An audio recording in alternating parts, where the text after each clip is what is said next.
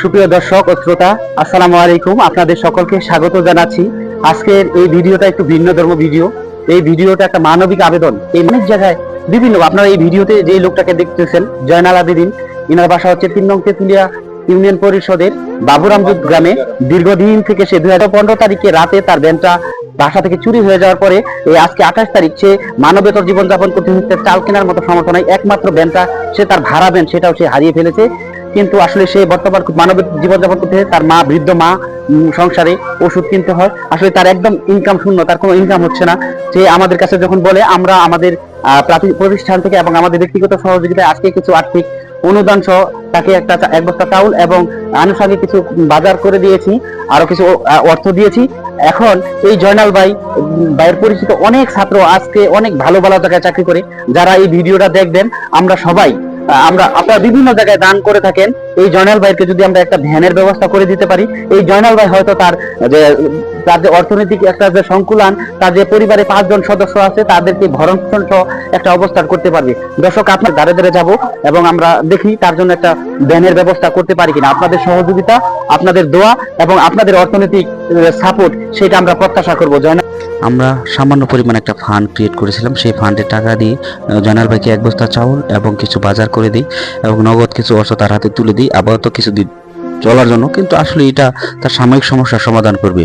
সে সমাজের বিত্তবান এবং উদার ব্যক্তিদের দ্বারাপন্ন হয়েছেন এবং সে বলেছে যে আপনারা সবাই কিছু অর্থ দিয়ে যদি একটা ভ্যান আমরা তাকে কিনে দিই, তাহলে সে তাকে আর মানুষের দাঁড়িয়ে দাঁড়িয়ে হাত পাততে হবে না।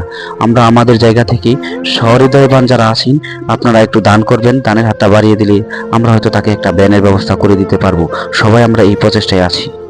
এই হতদরিদ্র জয়নাল আবেদিনের একটি ভ্যান ক্রয় করে দেওয়ার জন্য যারা সমাজের বিত্তবান, সমাজের অর্থবিত্তবান যারা ব্যক্তিবর্গ আছেন, তাদের কাছে বিনীত অনুরোধ করবো তাকে যেন একটি ভ্যান ক্রয় করার সার্বিক সহযোগিতা আপনারা সকলে মিলে করেন। আমরা তাদের পাশে আছি, থাকবো। আপনারাও সকলেই তাকে একটু সহযোগিতা করবেন, এই আশাবাদ। অসহায় গরিব দুর্বৃত্তরা তার ভ্যানটি চুরি করে নিয়ে যায়। এখন তার জীবনযাত্রা চলা এমন অসুবিধা যে তার ঘরে 2 মুঠো চাউল পর্যন্ত নাই। ঘরে তার অসুস্থ মা, তার মাকে সেবা দেওয়ার মতো, ওষুধ কেনার মতো টাকা নাই। তার বাচ্চাকে খাবার দেওয়ার মতো কোনো টাকা পয়সা নাই। সে কাজ কাম করতে পারে না। সবাই সহযোগিতা করি, সে যে ভ্যানটা কিনতে পারে, কিনে তার জীবনযাত্রা বেঁচে থাকার মতো জীবনযাত্রা চলতে পারে আর কি।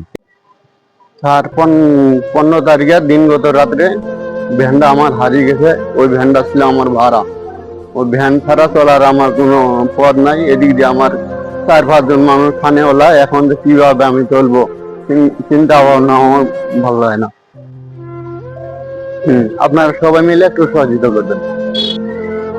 জয়নাল ভাই বলেন, আমি ব্যক্তিগতভাবে কোনোদিন ক্ষতি করিনি, কিন্তু কারা আমার এই ভ্যানটি নিয়ে গেল, আসলে তিনি খুব হতাশ।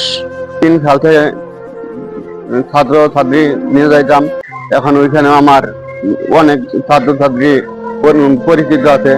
এখন আপনারা সবাই মিলে একটু সাহায্য সহযোগিতা করবেন। দর্শক, আমি কিন্তু অনেক ব্লগ ভিডিও করে থাকি, কিন্তু কখনো এরকম মানবিক আবেদনের ভিডিও করিনি।